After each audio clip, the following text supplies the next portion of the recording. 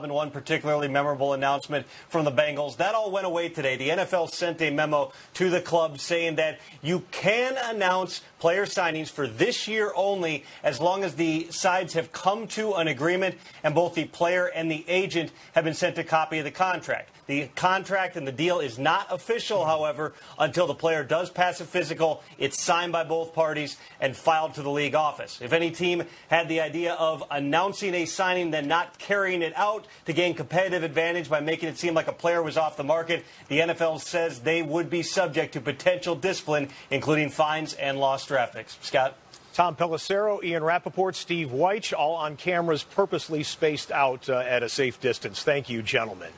Well, some players are acknowledging how difficult this is on all aspects of society dealing with the coronavirus spreading across the world. The Rams tweeting out Jared Goff and Andrew Whitworth each donating $250,000 to the LA Food Bank to help fund 2 million meals. Well done on that, gentlemen. Speaking of Los Angeles, the Rams cut Todd Gurley today. He was the NFL's leading touchdown scorer 3 years ago. He was the same 2 years ago. But last year, knee issues greatly diminished his production, and there were financial considerations involved as well. Gurley took to Twitter today, trying to be a little tongue-in-cheek here, saying, "Damn, I got fired on my day off." Shout out to all of the fans of the movie Friday for that quote there. And then Gurley a little bit later tweeting out, "All business, nothing personal." Ian Rappaport back with us now. Mike Garafolo joins us as well. Ian, take us through the financial aspect that led to the decision, or at least contributed to the decision for the Rams. Yeah, a lot of this decision was about the finances. And if you're wondering why Gurley was released today, it was because it was before 4 p.m. And at that point, had the Rams not released him, an extra $10 million, $10.5 million actually, would have been fully guaranteed to Todd Gurley. So that is why the timing was. As it happened, he was already given $7 million that was fully guaranteed coming to him this year. And, of course, you couple that, Mike, with the lack of touches this year and obviously the lack of faith from the Rams staff to Gurley. They basically did not give him the ball like they did in the past. They knew that the knee was a problem and did not quite treat him like the workhorse that he had been. And, of course, there was frustration from all sides with his injury, with the public questions. This certainly seemed like a situation that had to be resolved, and it was resolved today as the face of the franchise in Los Angeles was officially informed of his release. Todd Gurley available to 31 teams at this time. And, Mike, this has been a soft running back market. Do you see a landing spot for Todd Gurley? Ian mentioned a few earlier, and the Atlanta Falcons, who let go of Devontae Freeman a couple of weeks ago, certainly make sense. Gurley did play in college down there in Georgia, so perhaps he can come back there.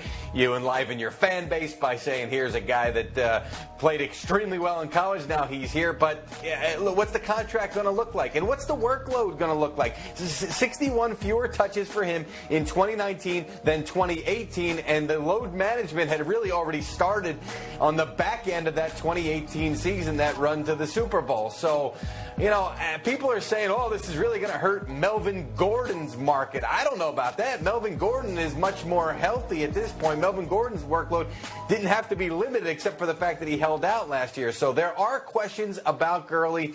We chased down a couple of leads that we thought were leads as far as potential trades. One of them was the Miami Dolphins. We thought he was going to get sent there. The Dolphins sources that we spoke to told us flatly no. So I don't know that he's going to have a ton of interest. So maybe he winds up in Atlanta or somewhere else on a much lesser number than he was scheduled to make. He goes from at one time being the highest paid running back in football to now on the street. We'll see what, if any, ripple effect this has on the running back position, which has already been devalued in recent years, I think you could say, by teams and their financial people. Ian, Mike, thank you both very much. Just moments ago, by the way, Rams head coach Sean McVay releasing a statement on Todd Gurley saying, quote, "I would like to thank Todd for his many contributions to the Rams on and off the field since I have been here. He has meant a lot to my growth as a coach and leader, and he will always be remembered as one of the all-time great Rams. I wish him nothing but the best." Let's analyze this move a little bit more. Super Bowl champions David Carr and Terrell Davis, the Hall of Famer. Let's start with the Hall of Fame running back right here. TD, what do you see in Gurley's game that has diminished, and what do you see in Gurley's game that can still go help someone else win in 2020? First of all, Scott, that's one of my favorite movies. We're talking about Friday. Friday, yeah. How you get fired on your day off. That was hilarious by Todd Gurley there. But you listen, I think the question for Todd or anybody watching Todd is how healthy is he? And you see what the Rams did, and to me that gave me a sense that they felt like he could never return back to his all-pro form. So that was a glimpse to me saying, hey, listen, if he's healthy, they pick up the $10 million option, they go for it, they can get him back to that level, but not signing him and releasing him, to me, it spoke volumes to me. So is he still a good back? Absolutely. Is he still a back that can give you, 800 rushing yards, 50 receptions in the season, with a manageable workload? Absolutely. So he'll be a commodity to a lot of teams in this league. But, wow, I just don't know if we'll see that guy that they signed that extension with 2 years ago, because we haven't seen it since the end of 2018. And that's why the Rams let go. Yeah, David, now to you here. Look, the knee certainly contributes to this, I am sure. A knee injury that the Rams really never fully acknowledged probably the extent of it, but we saw it play out through the season here.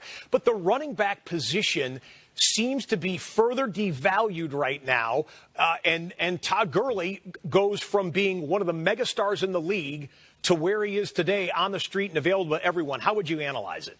I mean, it's really unfortunate, honestly, and I can kind of speak for TD and all the running backs when they are undervalued. And I hear MJD talk about this all the time, and it's just the nature of the business, unfortunately. And so if you have a chance, and TD talked about this earlier when we were having our meeting, if you have a chance to get a guy in the first round, you get him for 5, maybe 6 years on a rookie deal, I mean, that's a pretty good thing. So but when you start getting up into this high-priced running back territory, it's just not feasible from a front office standpoint. And maybe Todd Gurley is healthy. Maybe he can give more than what he gave last year and the end of 2 years ago. And I hope that's the case, and I hope he goes somewhere like Seattle and gets to show some people that, especially the Rams. I think that'd be fun. I think that'd be a good kind of recovery for him. But it's just the nature of where we're at right now with the running back position. You can grab young guys, you can run their legs off, and you can go get somebody else. And unfortunately, that's the case, and it's not that highly valued. Yeah, and David, it's the only position in football where you can get better and you can deserve a big contract, but teams are apprehensive. They don't want to pay you the big money. Yeah.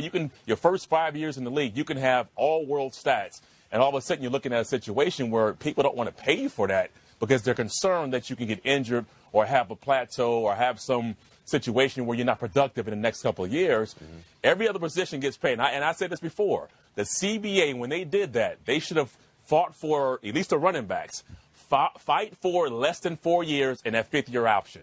And that didn't happen for any running backs. So, unfortunately, we'll see running backs being devalued in the next couple of years. TD and DC with us for the full hour, but for now, we say bye, Felicia. My man. Todd Gurley wasn't the only move that the Rams made today. Los Angeles also cut linebacker Clay Matthews. Clay only played 1 season with the Rams, signing a 2-year contract with them prior to last season. He started 13 games this last year, recorded 8 sacks. There's also been some rumblings and rumor about a possible reunion in Green Bay for the former Pro Bowl linebacker. Nothing official, though, yet on that. By most others still waiting to find a new home. The business of life and complications from the tremendous challenges we all face impacting this process as well. We're glad you're with us. Talking football's been a welcome distraction for all of us for a little while. Josina Anderson, Mike Tannenbaum, Dan Graziano, I'm Susie Kalber, and many more joining us by remote.